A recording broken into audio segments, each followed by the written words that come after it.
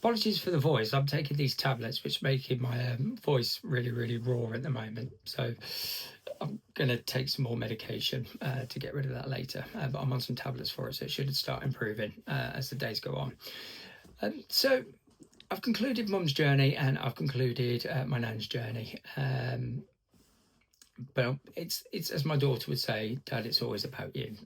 This book is essentially my journey, but in order to get to my journey, you need to hear the beginning of it, hence the quote at the beginning. And the reason I'm doing it this way is because my nan and my mum, who died, I believe, gave me a strength which I have now, which allows me to fight this disease. But I was diagnosed in 2021, September 2021, but I'm going to take you back to 1999. And the reason for that is that that's when I started working at the post house. And there I met a group of friends who we're all together now. They are family. It's the best way I can describe them is they are family. These are people that are there for you when you need them, or they know that something's wrong, or they'll always check in on you, and there's nothing we wouldn't do for each other. The most loveliest people. We were bastards together. What I mean by that is that we working together and living together because we all got a house together. We held all the parties as the practical jokes that we would play on each other. I don't know how any of us slept. And then working together, work was fun. And I'm talking long hours because we would start on 3 o'clock on a Saturday and not go home till Sunday at 3 o'clock. And we would just work all the way through till late, get a couple of hours kip in the hotel, and then do the breakfast shift and then work all the way through to dinner. So we worked, but it didn't feel like work because we were always together, and we made that aspect of fun, work fun. I can't say why because it's not appropriate. But practical jokes were always a big thing. I'll give you an example. We did have a house party one time. We'd had a little bit too much to drink, and I shaved one of my best friend's hair off. He said, "Oh, I need a trim," so I took an electric razor and shaved off a massive portion of his hair, and then he had to continue to get the rest of his hair completely bald. He wasn't allowed to work because he looked like an hooligan. But that's what we did. It's the silly things like that. There was one time we took one of the guys' mobile phone. He just got his mobile phone, he was showing off. So, of course, we stole it and hid it. And then every place we knew we would look, we put a message that said, "Better luck next time." Now, at the time, the more times he found those notes, the funnier it became and the angrier he became. I would suggest that now it could be seen as work bullying, but it wasn't because we were all friends. So this was teasing at its best, but it was fun at the time, and we still joke about it now.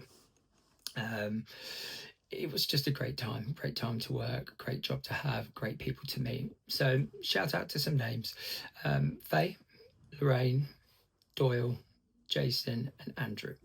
That was the main group. They're the ones who we all lived together with.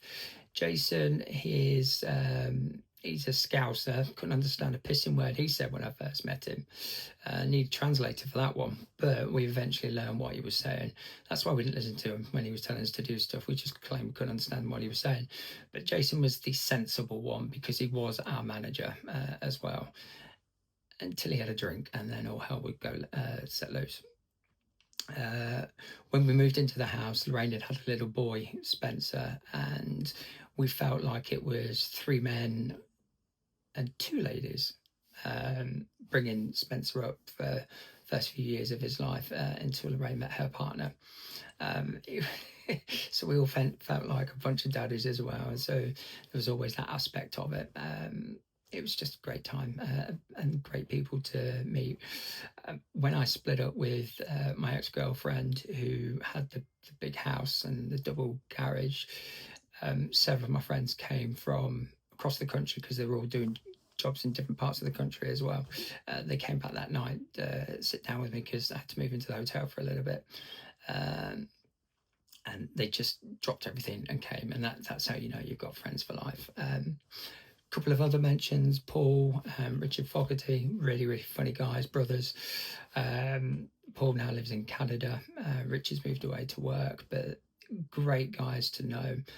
Adam Taylor, the one with the expensive brand new shiny phone that we hid. There are so many stories about Adam I can't tell. Jaquette, who was one of Lorraine's best friends, she would join us a lot on nights out and stuff. So it was a time growing up that life was good. It wasn't serious, and we just had a great time with it. They are a big part of my journey going forward. Before I met my wife, Belinda, in 2006. And I personally, I think they preferred Belinda to me. I think if it was a choice, being friends with someone, I'm pretty sure they'd choose Belinda over me anyway. But we're all one big family. And even a couple of weeks ago, Andrew, Lorraine and Faye came round and we watched the new Karate Kid film at my house. We've done a Ghostbusters afternoon as well, where we've watched all the Ghostbusters films, and go to quiz nights, and we've been to Wales. We've gone up to Sodden Mountains, which is another story where Faye ended up calling me a fat whale. What was it, whale? Something like that. But it's stuff like that. There's a time I fell in the Norfolk Broads, could have died, and my so-called friends didn't help me get out of the water. They were too busy laughing as I struggled not to drown. So it's stuff like that that kept us all together. But they are a massive, massive part of my journey going forward, which in the next video, I'm going to start talking about that from symptoms to where we now go and everything. So this is the bit I wanted to get to, just simply because I remember it more clearly, and anybody else that watches these videos might see in themselves some of these symptoms and may have missed it, and it may get somebody to actually go to the doctor and say, actually, can you get this checked out, because some of the symptoms are stupid that they missed. When you look back on what it actually meant, you shouldn't have missed that. So anyway, so we'll get into that next, but I just wanted to introduce those people to you.